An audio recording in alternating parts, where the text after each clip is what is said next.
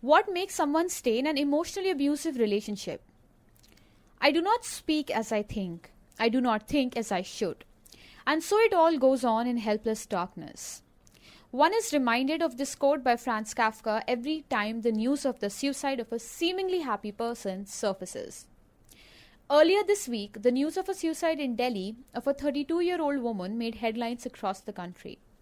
She was a Lufthansa employee and had been married for 2 years. A superficial glance reveals that she was educated, had a good career, financial independence, and familial support. Yet, the tragic unfolding of events shows that the reality was far from well. Though nothing is certain in the case at this point, there are reports of physical and emotional abuse meted out to her. While the former is an explicit overt form of abuse, the latter is often not even realized by both the abuser as well as the abused. Dr. Sameer Malhotra, a psychiatrist at New Delhi's Max Hospital, comments on this and adds, "Many a times the perpetrator may not even be aware of the likely consequences on the mental health of the victim sufferer. Even the victim remains unaware of the consequences on one's mental health and tends to suffer silently from low self-esteem, lack of assertion, anxiety, avoidance behavior, and even nightmares." However, what makes it difficult for a person to not walk out of an abusive relationship and instead choose to end their life? What is behind such extreme levels of isolation that makes the abused feel there's no help to reach out for? Understanding emotional abuse. Though not confined to, emotional abuse is common in heteronormative relationships where power dynamics are especially at play. It comes from a desire to exert power, often originating from a sense of insecurity. Emotional abuse is often an attempt to control the other person.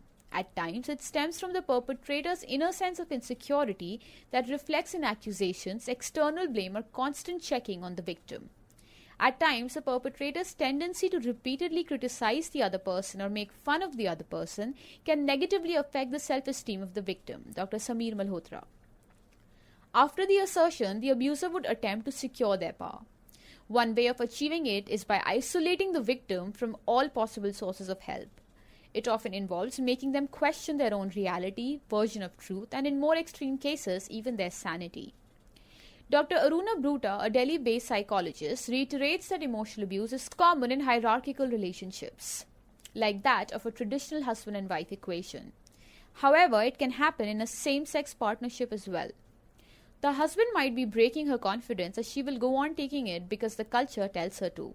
She may be financially dependent on him and he would go on bulldozing her emotional strength. Though men are more likely to behave in this manner with their female partners, women are just as capable of it. Dr. Aruna Bruta.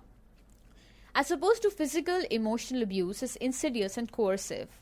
It employs no overt tools, thereby making it even harder for the two parties to realize it. Emotional abuse is an attempt to control in just the same way that physical abuse is an attempt to control another person. The only difference is that the emotional abuser does not use physical hitting, kicking, pinching, grabbing, pushing, or other physical forms of harm. Rather, the perpetrator of emotional abuse uses emotions as his or her weapon of choice, says therapist and author Andrea Matthews. Approach to this case, a big cliché. In the context of this specific case, if it is indeed a suicide, Dr. Brutus says that the general interpretation of it is a cliché. When it comes to suicide, it's important to look at the emotional sustainability of the person in question as well. The reason she did not walk out and instead chose to end her life shows an extreme case of self-harm, which in itself is a mental health issue. Psychology of suicide is very less understood all over the world, adds the doctor.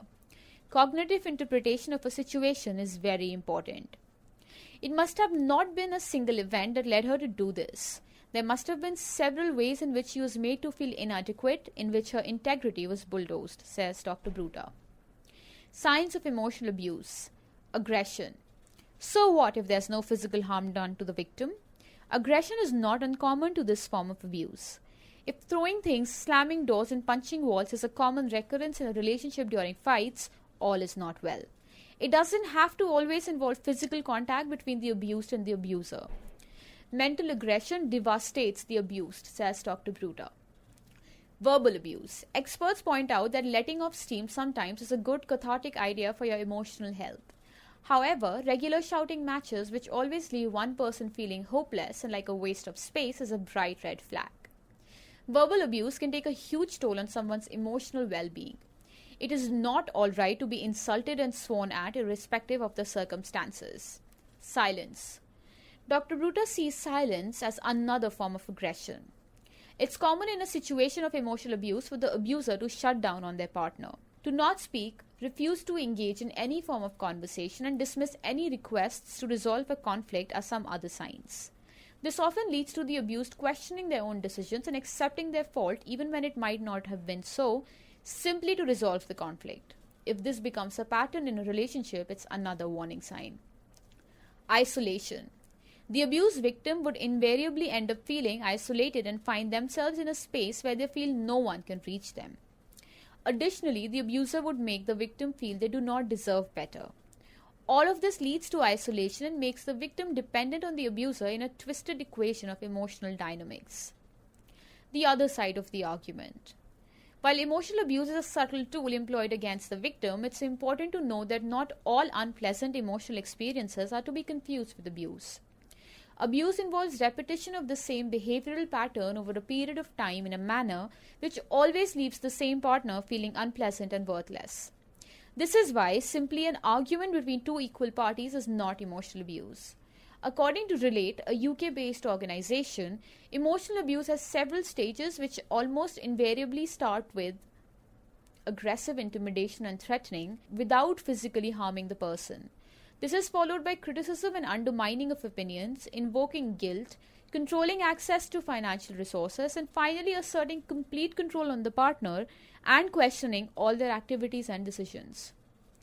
Addressing abuse. The first step to break out of the circle of abuse is to reach out to friends, family, or any other trusted confidants. Talking about it is the first step in addressing it. Medical and professional help is also imperative, affirms Dr. Bruta. Young couples should seek counseling before marriage and during it as well. The roles change so much in a marriage, their entire personalities go for a toss. She further adds that it's important to remove the stigma of reaching out to a therapist. People should not hesitate from reaching out for help, especially in the case of those who are predisposed to self-harm.